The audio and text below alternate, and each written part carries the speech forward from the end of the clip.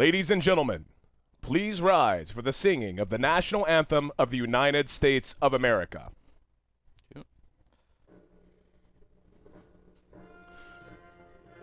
Say, can you see by the dawn's early light what so proudly we hailed at the twilight's last gleaming, whose broad stripes and bright stars through the perilous fight o'er the ramparts we watched were so gallantly streaming, and the rocket's red glare, the bombs bursting in air, gave proof through the night that our flag was still there. Oh, say does that star-spangled banner yet wave o'er the land of the free and the home of the brave.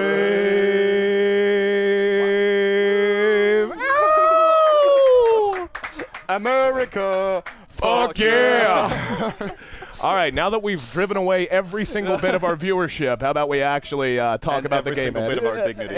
Oh, that was sold a long time ago. A long time ago. Yes. I still had a little bit, but it's all gone. I didn't have to know that song. Yes, you're the only one who is completely off the hook for being as bad as we were. The only one.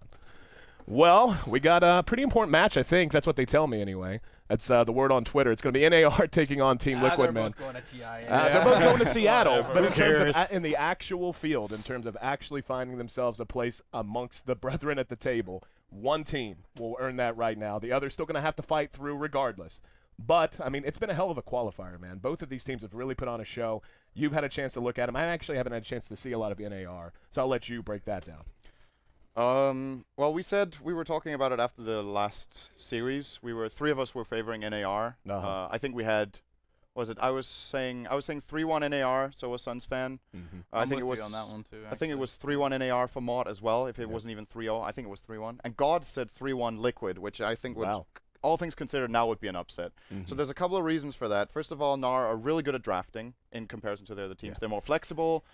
They seem to have a more clear game plan, a better leader, which I think is one of Liquid's main weaknesses in terms of the late game. And I think you have something to say on that, Fear, by the way, on Liquid. Liquid? Yeah, well, Liquid right now is they were having a 4-game loss streak, but now they came back and they won 2-0 against NAR, so they got their confidence back. I think as far as drafting go, NAR has had the most impressive drafting in this whole tournament. I think their laning has been like superb. But Liquid, they've been having weak lanes, I want to say, but the last 2 games they kind of put their drafting game together, so I expect them to pull stronger drafts. The last 3 times they lost them, I was like, I don't know about your drafts, guys. They kind of did some like aggressive tri-lanes. They did the same thing. They love their Wraith King. They did a Wraith King aggressive tri-lanes every time, and then NAR was like, okay, we're just going to put a puck down there, solo puck, and it just completely destroyed their whole game plan. So Liquid's looking to do a better draft this time. I'm really impressed with Liquid, the fact that, there was the whole brew about the controversy that kind of honestly died out, and I think that's been an excellent thing for them. But it also, I get the impression that maybe it pulled that team together. They said, you know what, everyone right now kind of was expecting us not necessarily to fail outright, but to underperform. We came into this, everyone was kind of down on us. We made it through, we did this. Even though there was some controversy towards the end of the term, towards the group stage anyway, they came out and were really, really impressive in their previous series here today. And there has to be a lot of value to that, just in terms of coming into this with the confidence to draft better, as you said, and the confidence to just come out and say, we're going to take it to them. We don't have to play back and play relaxed. Let's just go out and let's get our spot at the table right now. At the same time, they were playing SNA, who had to play a lot of games yesterday. Yeah, that's fair. A lot of drama, and Liquid generally looks really good versus the weaker teams. And then once they actually up against some competition, they like completely turn around and just do terribly. So I don't know. They lost 3 times in a row versus NAR, which is not good for their confidence going in. No, definitely not. That's why I give them the advantage. But at the same time, no, that's about it. It's really hard for them, actually. This is going to be a tough match for them. They're going in the underdogs because of the way they performed the last couple of days. And NAR, they've only lost, what, 1 game? Yeah. So what do you guys think? I mean, the draft is the draft is pretty much underway. So quick predictions on just the outcome. I'm going to say 3-1 NAR. Reasonable. 3-1 NAR. 3-1. I'll go 3-2. I think Liquid can push it to 5. Okay, but still NAR. Yeah. So all 4 of us say NAR. Yep. All right, let's go. Well, we're going to move on into the draft. Thanks for joining us here on the North American Hub coverage of the International 4, presented by Monster Energy. I'm your host, Aaron A.C. Chambers. Thanks to Cinderin and Merlini, of course, for the breakdown. Before we jump in, this will be a best-of-5 grand finals for this America's qualifier. One team earns their way onto the into the bracket right off the bat at the International 4. The loser of this, they're still going to Seattle, but then they're going to have to fight through another field once they get there in the preliminary stages. So make no mistake, even though both of these teams have made their way through this field and will be going to Seattle for sure, this is still an immensely important match and a hell of a lot on the line. Yeah, and one thing to mention as well, there is no winner bracket advantage, right? Right. It's just a straight best-of-5. Okay. Yep. I think we ended up doing the coin flip. Like, basically, whoever came through the winner's bracket got the immediate coin flip in game one. So there actually wasn't a coin flip. They just earned it that way. So a small advantage, but one worth mentioning nonetheless. Right. But going straight into the draft, we see Batrider picked up for Liquid. Bulba's, that's one of his better heroes. I want to say he plays a really good Batrider. What's really weird for me is seeing the Lycan. I have not seen Team Liquid play Lycan once this entire tournament. Right. And it's usually TC playing it. And they've had TC, the last 2 games at least, has been playing mid. Exclusively mid. Both Dragonite games, I do believe. And then, was Dragonite banned? No, it was not banned. But I'm curious to see if they actually switched Quakefoot to the true 1 position and have TC mid now, or if we're going to see TC back on that Lycan and we're going to have Quakefoot playing the mid again. Well, I think that's something that everyone who's kept up with Liquid has kind of not necessarily been anticipating, but it's known as an option. And in a match this important with this much on the line, it would make sense if they practiced it, if they know that they're prepared for it. It's not something they're just deciding on the fly. If it's something that they wanted to bust out as a last-minute kind of a switcheroo just to mix things up, it would make a lot of sense. NAR are going to go ahead and grab the Dragonite. They've already landed the Disruptor and the Mirana. Lycan, as you said, not a hero you always think about when you see Team Liquid. So with the front 3 out for both, break down what you think the direction both of these drafts are taking happens to be. Well, what's really strange for me, I didn't go over North American Rejects yet, but this is a Disruptor first, too. Like, yeah. That is very odd unless you see Snaw. Maybe Snaw is having an influence. They've been playing so much Disruptor, and it's been really effective as well. So maybe North American Rejects like, all right, well, maybe they did lose, but they saw the true power of, like, what Disruptor can do, and they're like, okay, maybe this here is worth the first 2. Right. And they chose it. So right now, we've got a support on North American Rejects. We got the Mirana, classic. That's probably Snaking playing that almost 100%. Yeah. And we have Korok usually playing the Dragonite. As far as who's going to be playing that Disruptor, I'm not sure. They just need to pick up now their offlaner and another support.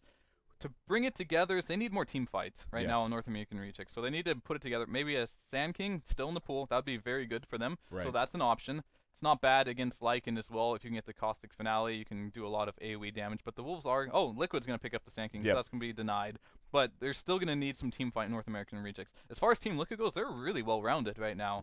They just need one support last. What's kind of strange about their line... not support, they need their mid last. So as far as that goes, they have the Sand King and the Disruptor, which is a good combo. Disruption and the Burrow Strike is very strong. And if they do not go aggressive against it, Sand King can duck into the jungle. The only problem they have right now is they have 2 junglers. Batrider wants to take that jungle, and so does the Sand King. So one of them is going to have to make a sacrifice within the early game, and it's probably going to be the Sand King, because I think Batrider is a higher priority to get that Blink Dagger. Yeah, I very much agree with you. And, you know, waiting on NAR to show us their 4th pickup, I agree right now whenever you look at their initiation potential.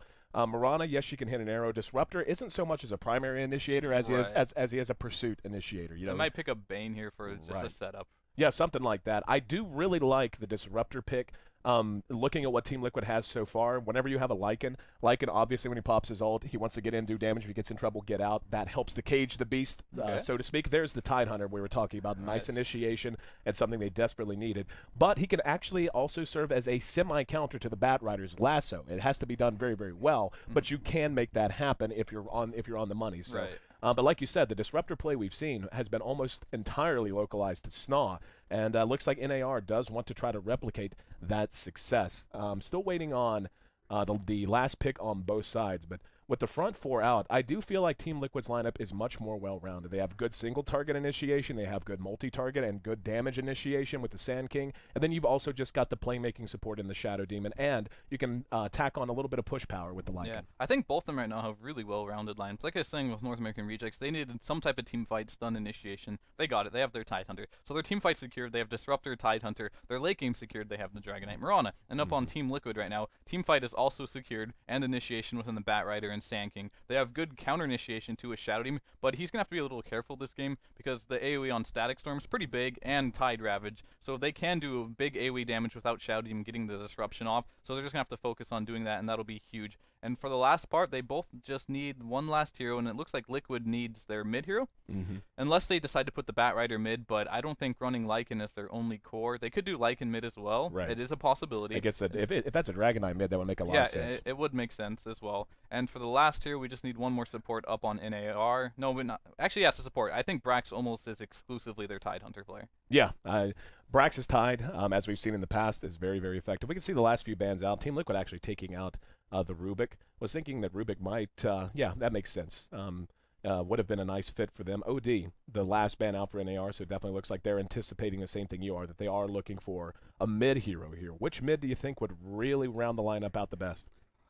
So it's either going to be safe lane or mid, because Lycan could go mid.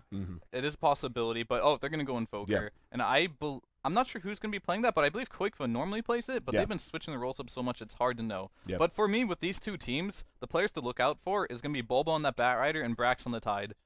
These two teams, those two players make such a big impact on the game. If they have a good game, almost always they snowball and have like a pretty early victory, I want to say. Yeah, and make no mistake, Bulba's going to be rolling in with a good feeling from his snowball potential earlier. I mean, really good puck play out of him last game. And that's easy to forget too, because Bulba in so many ways is oftentimes a space creator kind of a player. If he has a poor early game, you tend to see Team Liquid struggle a little bit because they don't get room for everyone else that they have on their lineup. But he can just flat out go ham, man. Like he's a player who has so much experience, knows how to take an advantage and push it from just about any position. And on the Bat Rider in particular, that's a hero that can completely swing a game. Yeah, so, last game on puck, he did just that. He played a really good puck, totally just like took control of the game. NAR rounds out their front five with the Enchantress. That's going to give them a fair amount of roam potential. And I really want to see how they end up laning this out. Like you said, Brax just about guaranteed to be on the Tidehunter, Fogged on the Enchantress.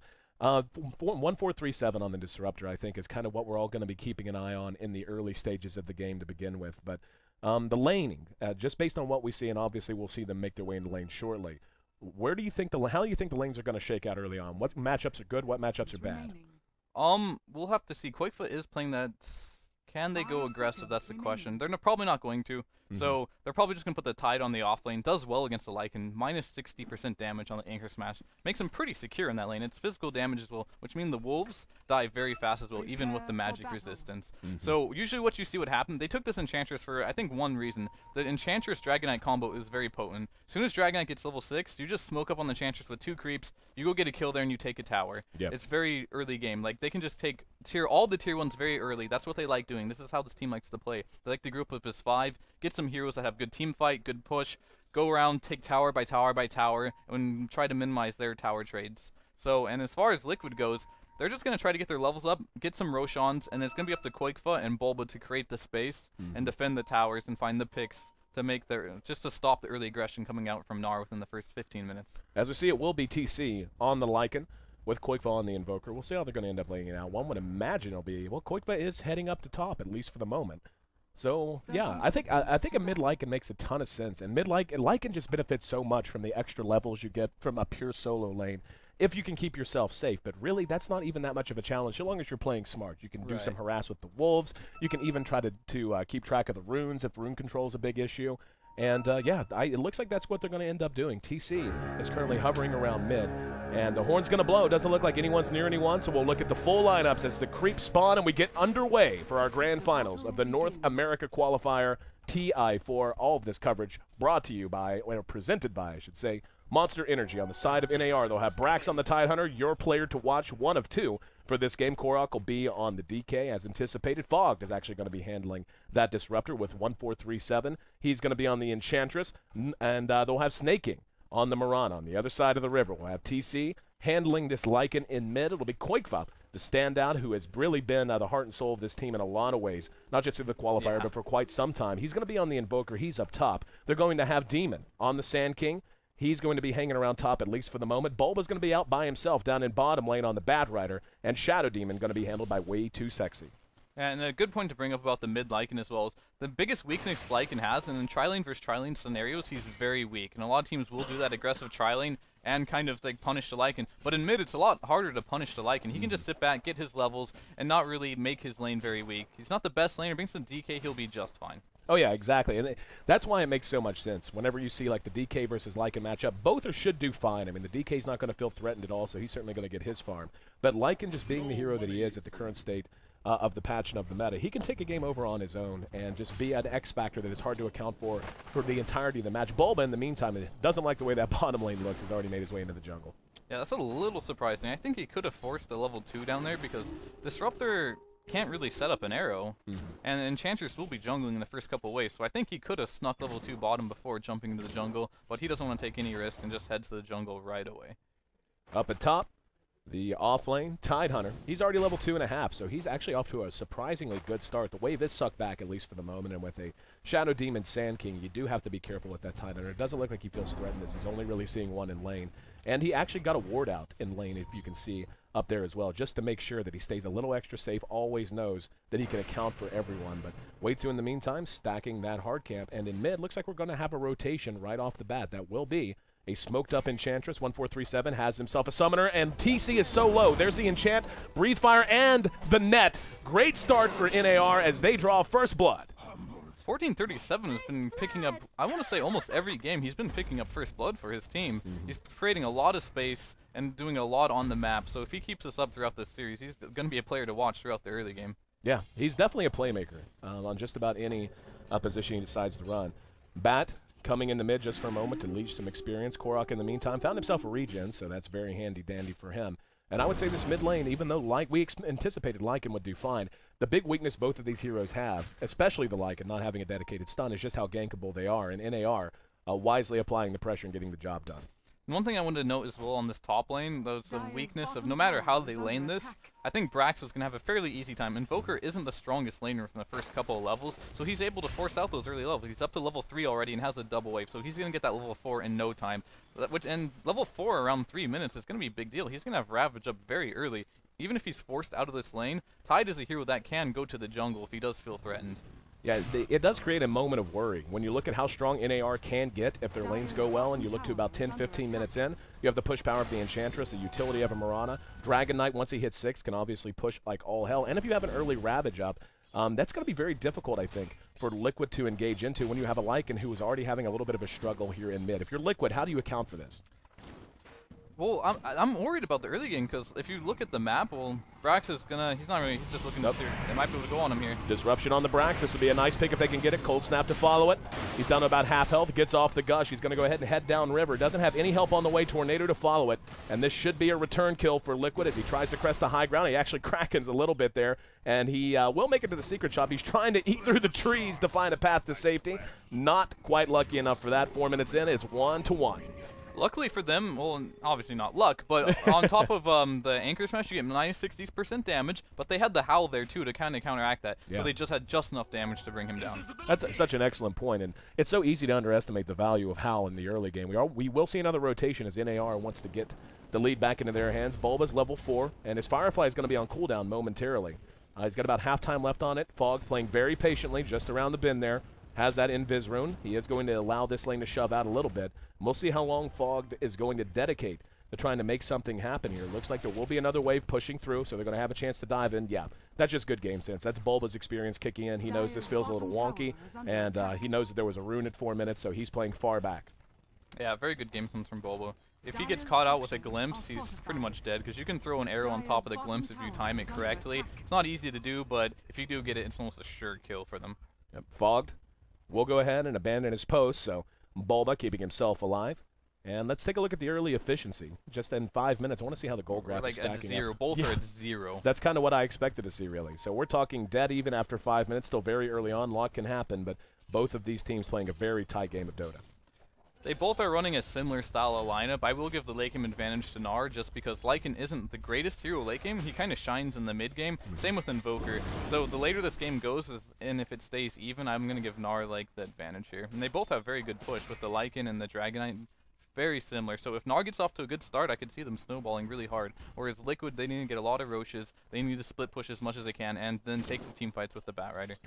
Taking a look at the early CS, we can see Mirana tops the board at 34, 29 and 23, bringing up the next two positions for Team Liquid, 30 for the Invoker, 23 for Lycan. So Lycan's bounced back and is doing just fine. Mid 22 for the DK, and they tried to make something happen on Bulba there, and it looks like he mistimed the glimpse. And Bulba will be able to Firefly over into the woods to keep himself safe. So that's a lot of experience they fed to him by trying to shove those waves. And he's beginning to catch up. Korok, though, finds himself a haste rune, wants to go ahead and go for the end around. Firefly's going to be on cooldown. Dragon Tail and the ulti used at the same time, and that's a for sure kill. Arrow secures it through the trees as Snaking lands the sacred arrow, That makes it 2 towers. Yep, makes it 2-1, and now that bottom tier 1 down as well. They might keep going, and someone's going to have to go back. And I thought they were going to give Batrider the priority in the jungle, but no, they're saying Batrider, just try to do what you can on this bottom lane, delay the push as much as you can, and we're going to get this blink on Sand King. So they took a different approach, and Sand King's getting close to that blink dagger, but Batrider will be suffering for it. You think that's the right call, sacrificing the bat for the blink on the Sand King? It can work, but I'd rather see the Batrider get that blink up first. But especially because they're not able to defend these towers down here, and the arrow's going to connect. Koikva caught out. Bulba's coming in to try to make something happen. Great kinetic field, though. Koikva going to end up dying inside of it. Lasso's there on the fog, but they have nothing to follow it up. Now Demon's going to come in, hit a burrow strike onto Korok. Not a lot of mana, but the, beautiful glimpse. 1-4-3-7 made up for it there. Do they have detection? No, yes, they do. And they were attacking him due to that sentry ward they had dropped. And Bulba might end up dropping here as well. Let's see if he's going to go for it. He doesn't have the mana for a leap. And there it is, a triple kill.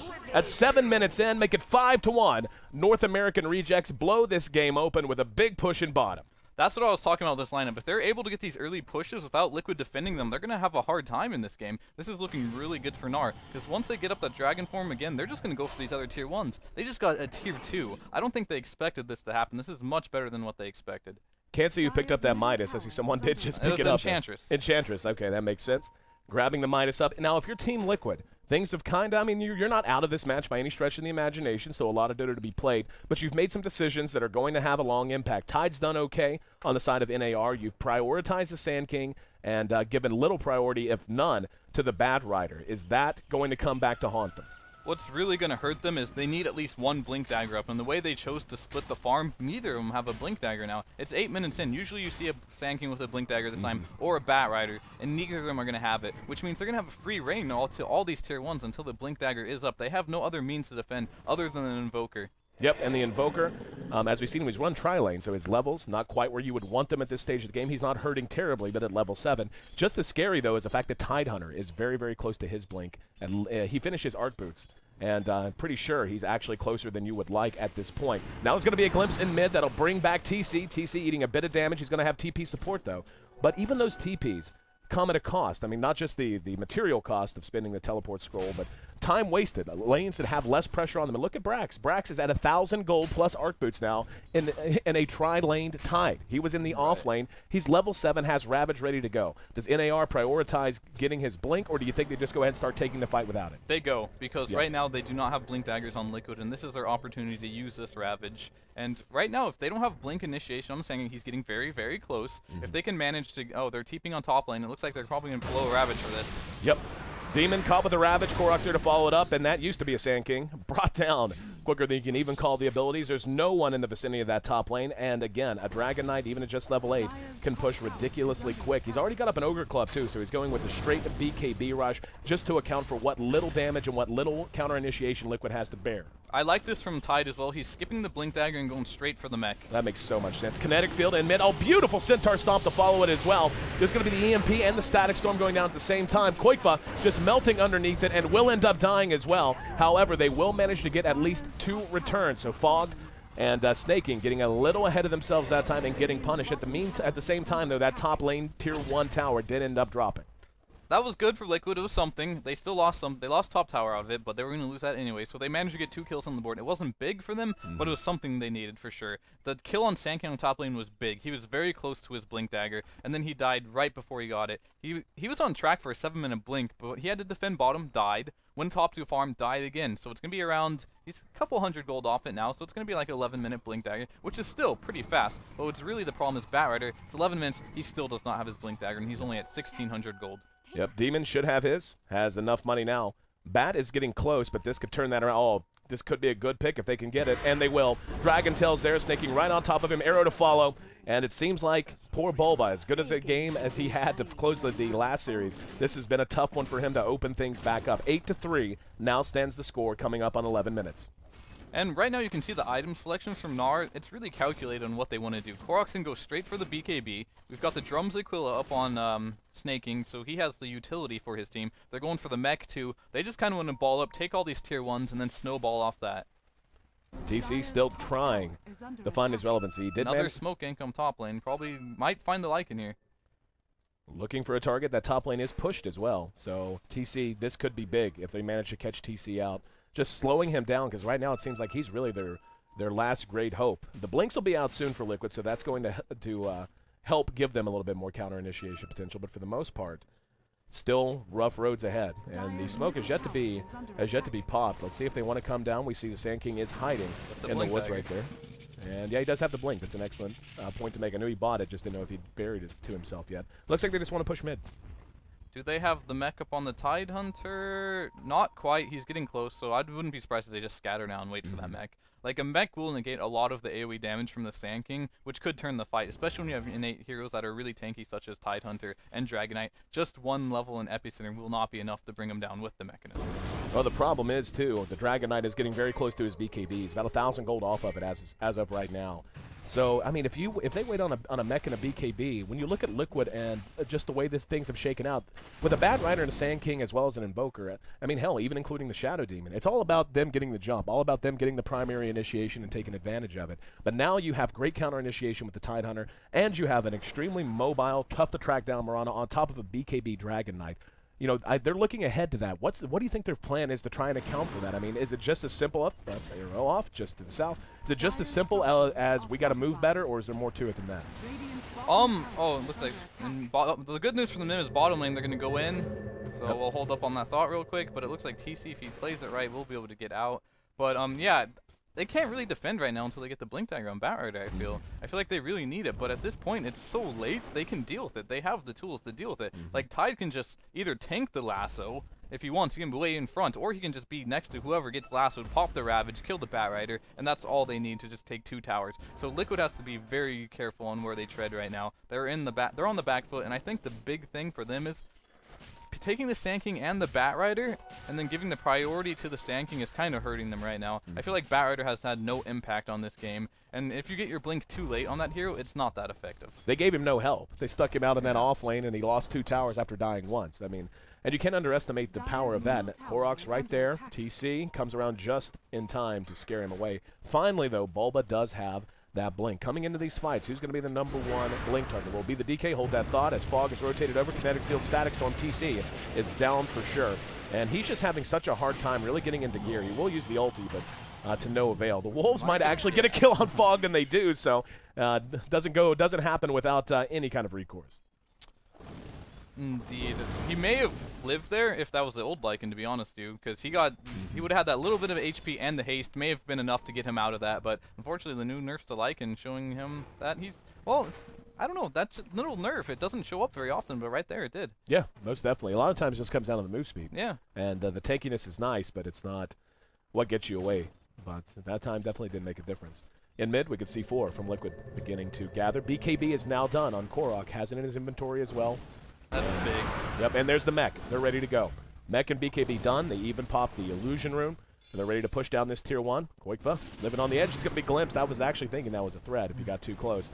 But throws the tornado out. Not going to catch much of anyone. Tower goes down for free. Koikva needs to get out of there. He's going to be real careful. As Glimpse has a long-ish cooldown, but certainly not super long. But he makes it away, and now, yeah, we see the pinging on top. You think they rotate top, or they keep pushing mid? It's up to them at this point. I think they wait for the Dragon Knight ult because it just expired. 30 more seconds or 35 more seconds on it. But every time Dragon Knight's ult, they can take every tower they want right now. So the only hope Liquid has right now is to get pick-offs. And they looks like they find one. So that initiation with the Blinks finally coming into play. They didn't use the Epi either, which is big. Lasso is down. Not a big deal. It'll be up soonish. But it's up to them to find the picks. Oh, the glimpse. Yep, glimpse. And he actually blinks in the opposite direction, but it's snuffed out. Snaking. Here comes Korok. Korok going to try to get close. Uses a drum charge to try and run him down. And now just trying to find some safety, even using the Sandstorm for that moment of invis. And Snaking's going to continue to see him. They've chased him all the way from just about the bottom tier 1 to the Radiant Side Secret Shop. And Demon, hard work, dedication, got him away there. Demon show right there. And luckily for him, they choose not to chase. Actually, it's probably... Oh, they might be able to TP on this. That's Enchantress, but Link is on the cooldown. Not able to get the slow off. He has max level slow, so that could have been a kill if he had detection, but he does not have detection. So he's off safety. Well, what I want to note is really smart by NAR there is they realize, all right, we're not going to waste a lot of time chasing this hero down. A lot of amateur teams will be like, all right, let's get this guy. They chase him around the map, and then on the other side of the map, the rest of the team is catching up. So the really good game sense from NAR is like, yeah, maybe they could have gotten him, but at what cost, you know? Yep. But so they chose not to go, and I believe that was a smart decision from them. And as far as Liquid goes, they're really on the back foot here. I don't think they can defend any of their tier 2s unless they get perfect initiation off. So they need to look for some ganks so they can't group up, or they need to defend inside their tier 3s and hope for a really good Burrow Strike combination or a Batrider to drag them way into their tower. But they're going to need a Force Staff on Batrider before that's happening. I really like the way Liquid is trying to cope with the situation they're in right now. Constantly that bottom lane's being pressured, and they're having to send back not just one, but two. You know, they want to go down there. If you're going to send someone down, you want to send multiple people down to secure a kill, because one's a little chancy. And so far, Liquid has dodged that. They haven't brought the tower down yet, but they have kept NAR, for the most part, on their side of the map. That could change now, though, as we do have... Yep, Koikva using his Force Staff, going to turn it around with a Tornado EMP. That's going to be 1437, hit with the Cold Snap as well. This should be a solo kill for him. And Bulba there just to make sure it goes the way they wanted to. So Koikva with some much-needed gold and experience, solo kill in the jungle. And I honestly think that NAR is certainly still ahead. And like you said, Liquid's on the back foot, but I think they're managing this extremely well.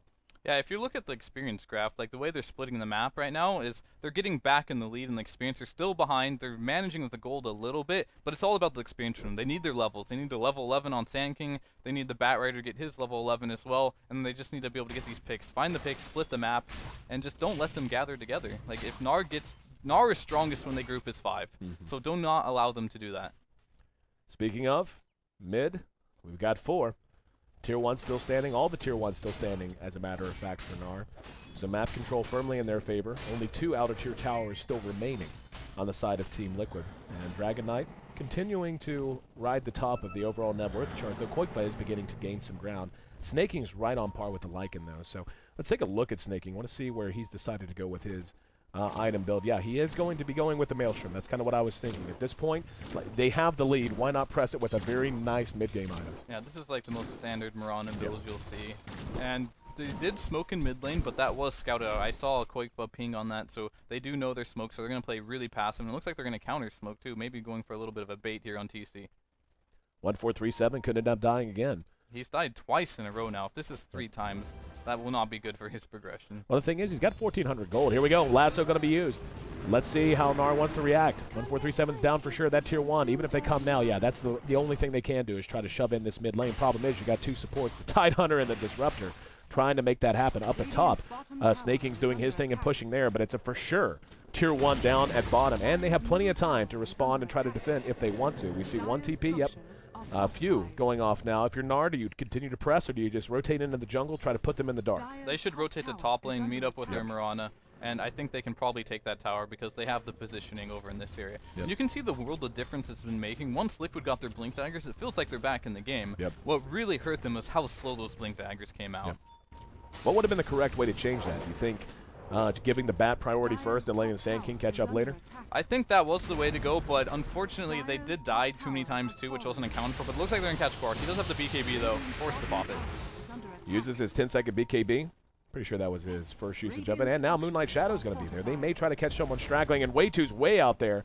He's bottom lane as well. They're giving a free tower to Lycan. Yeah, they need to make up their mind right now. They're going to push or not. TC doing good damage, and they're going to go ahead and just try to trade Tier 2 mid for Tier 2 bottom. That Tier 2 bottom certainly a value, but they have 4 towers up elsewhere. And this is going to be the last outer tier tower remaining for Liquid. I actually feel like that's a good trade for them, just being able to completely take away the last vestiges of map control, even if you do manage to give TC a little bit of extra farm. Yeah, they needed to claw their way back in this game, and they've done a phenomenal job of doing so. I think they've managed to knot it all up now. It's a very close game, especially because the way NAR built their heroes, they built really mid-game oriented, whereas they're building Midases on, they have the Midas on Invoker, and TC's going, what is he going for? He's going for a straight BKB, so he's not going for the Necro Book, which I like. Enchantress can always steal that. We saw that yesterday. When you steal the book, it's not too, it's basically wasting money and giving it to the other team, so that's always not a good thing to do. And what do we have for Tide? He went straight gem, and he has a Blink Dagger now, and we have Shadow Blade up on DK. So this is where we can find pick-off potential for NAR with the Shadow Blade on the DK. Yeah, I like the BKB rush on the Lycan as well. I mean, even just aside from skipping Book against an Enchantress, he's going to be fighting. He's going to have to. You know, you've lost all your towers. It's 21 minutes. NAR's not going to want to take this any later than they have to. And they've, like you said, they didn't build for that to begin with. So BKB, much more of a fighting item than a Necro Book at this stage of the game when you know you're going to be under pressure. There's that key Force Staff you were talking about for the Bad Rider. So Bulba, even though he struggled, has caught up some. He's still actually 600 gold behind the Tidehunter in terms of overall farm. And I think it has to be said again. You said at the beginning of the match that Brax was going to be one to watch on that Tidehunter, and he's lived up to the hype. Yeah, well, he hasn't got too many Ravages off, to be honest with you. He's been a little quiet, but Brax is, they're now going to push, and without any BKBs up, except for the Lycan, he should have one coming to him soon. They can probably defend this. The only thing he's going to have to watch out for is that Anchor Smash. It does go through BKB, so it will reduce a lot of the damage Lycan can output. Tornado does a fair amount of damage. Let's see if they're going to reset and push or not. I'll tell you what would be great for NAR, and what I think they need to be prioritizing as soon as possible to try and crack this base. They need a pipe. Yeah, Tide may go for that next. He's really far away from it, so no hero is actually close to it. Yeah. Enchantress is going for the Aghanim, so she's not going for any more utility. So, as I was saying before, NAR does have the better late game, especially with this Enchantress getting closer to the Ags with that Midas pickup. I feel like Liquid is on a timer in this game. Snaking, taking a fair amount of farm. Enchantress, as you said, more than halfway done, actually just about 3/4 done with her Scepter now. And like, this is why losing towers early is so big, especially with the Lycan. He did what he's going to do. He split pushed away from the fight. But now you can split push mid if you want, but for the most part, NAR's going to have the option of just constantly living in your jungle. Just live in your jungle, funnel you down, try to force you to do something like we're seeing now. They're considering a Roshan, and that can be a big turning point with the Tidehunter and especially with a Disruptor on their team as well. And, you know, what do you think, like, okay, we're at 23 minutes now, and you're in the captain's seat of Liquid. What are you telling your team? What's the game plan? I think what they need to do is they need to use the Sand King and this Bat Rider to find a pick off on somewhere on the map and get that Lycan into Roshan. Because Roshan is still up. They really need an Aegis to win a team fight, I feel. Because they have a lot of cooldowns, like the Ravage, the Static Storm. They blow those, and if Lycan or one of these heroes like Invoker can come back after getting that brunt of damage, they can potentially win a team fight. I don't see them actually winning a team fight without having that Aegis on them, so they just need to find the picks and do what they were doing earlier. Split the map, find the gank opportunities, and have Lycan get objectives on his own. And I think the next objective that he can do is probably going to be Roche. Getting a tier 1 may be a lot harder. They got the tier 2's bottom. They don't have to worry about that anymore. Like, bottom is like, all right, we lost 2 towers. All right, we don't have to worry about them anymore. So they're going to focus on the 2 mid tower, the mid tower and top tower. And yeah, so Roshan is what they need to be finding. It's going to be hard, though. It's going to be very hard. They do have vision of it, so he's going to need to smoke in. I think they need a pick. I think they need to get... Yeah, Bat Rider needs a pick. Yep, they need a pick, and then they need to collapse Roshan and hope for the best. Because NAR's item progression is continuing along the lines we've been talking about. Pipe still far away, unless somebody started building and I didn't notice. But more importantly, we're beginning to see BKBs come out more and more. BKB is up on the Mirana, and the Mirana plus the DK being in the position they are as the primary damage dealer is very close, I should say. He's still got a little bit to go, but not very far, about 750 gold-ish.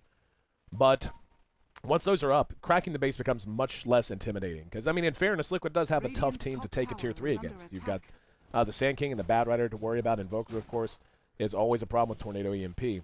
But if your damage dealers just don't have to care and the rest of your team can stay back away from the fight, especially when the Enchantress gets the Scepter up, the added range, the added damage, just a single target fired down, the Lycan, all of a sudden the rest of your team fight, which is primarily oriented around the Sand King and the Invoker, that kind of falls off.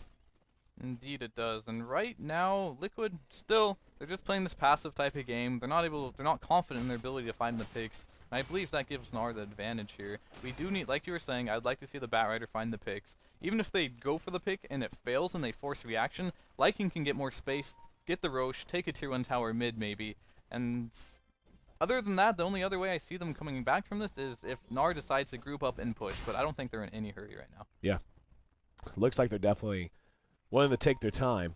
And the Enchantress gets much closer. We're actually going to see Helm of the Dominator pick up on Lycan. That's interesting.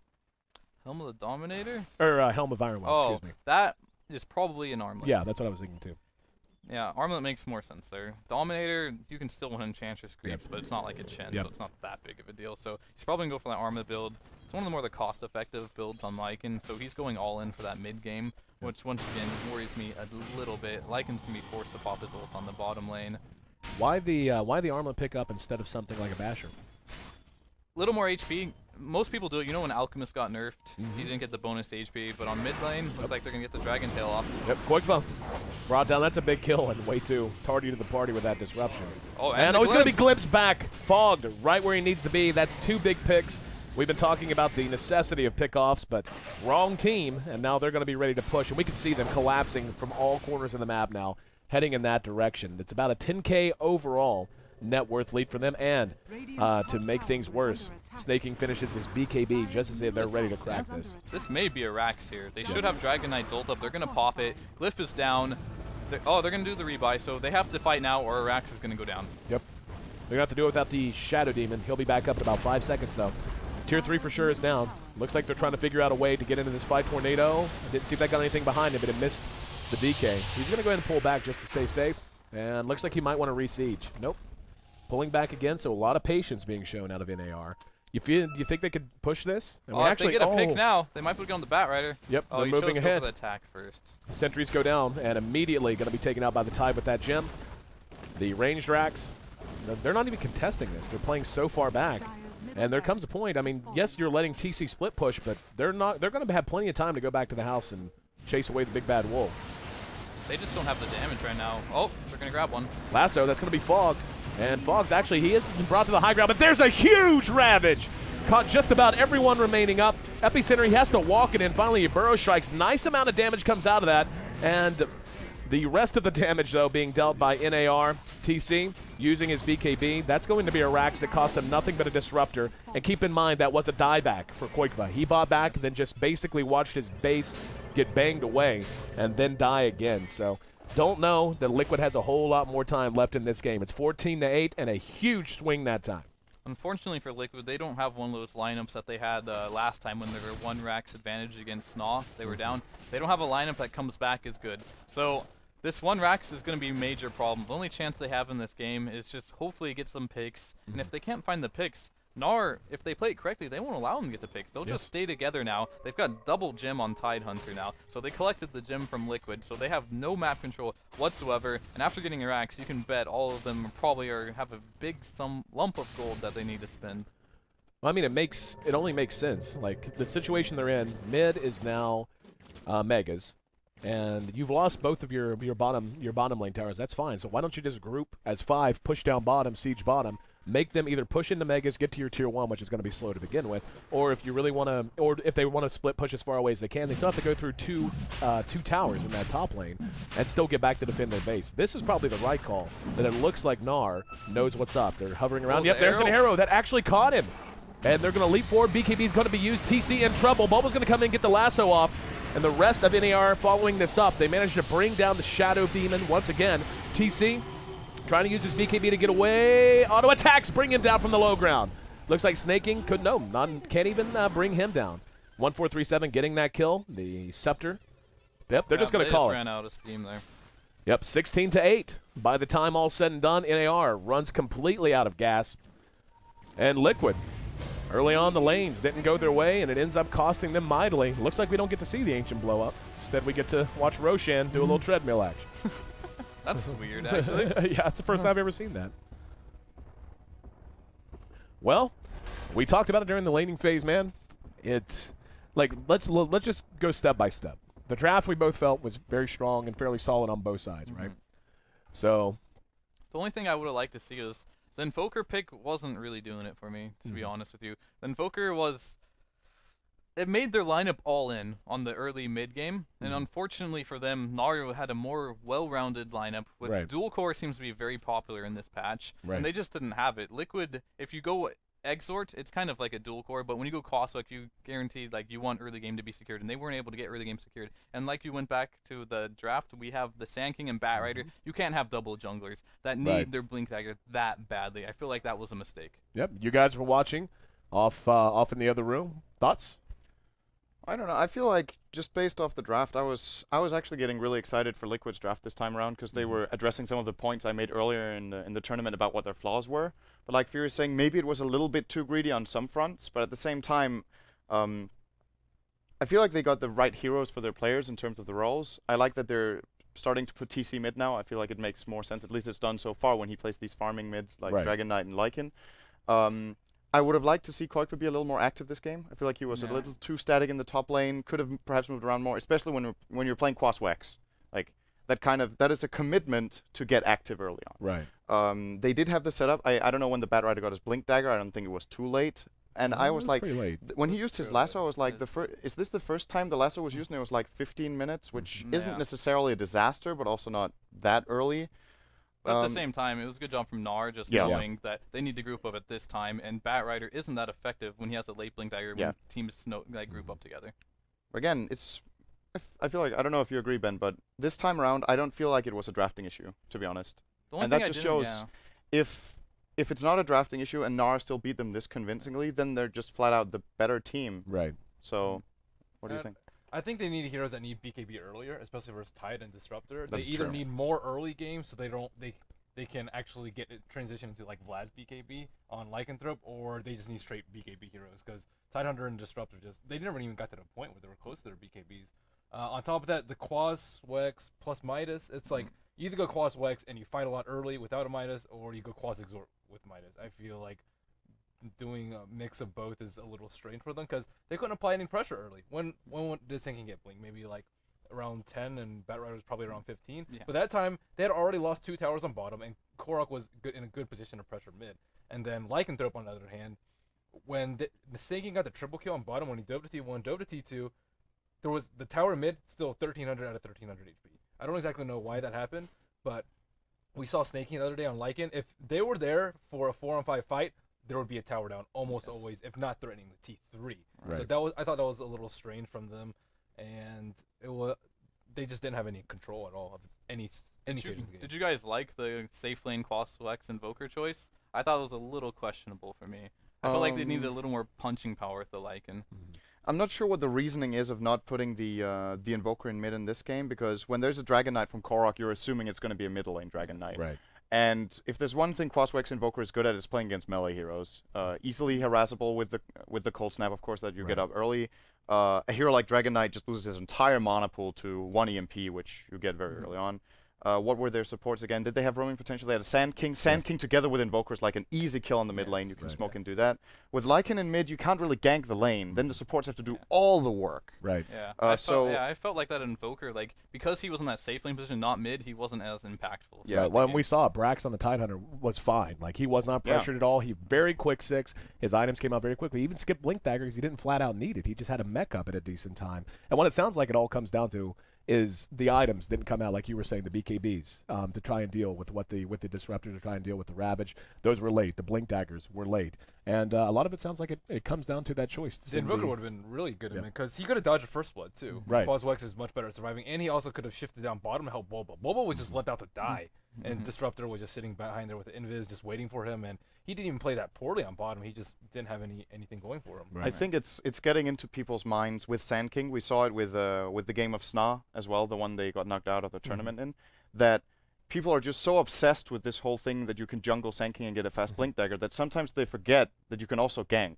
Right. And there's other things in the game than getting a fast Blink Dagger.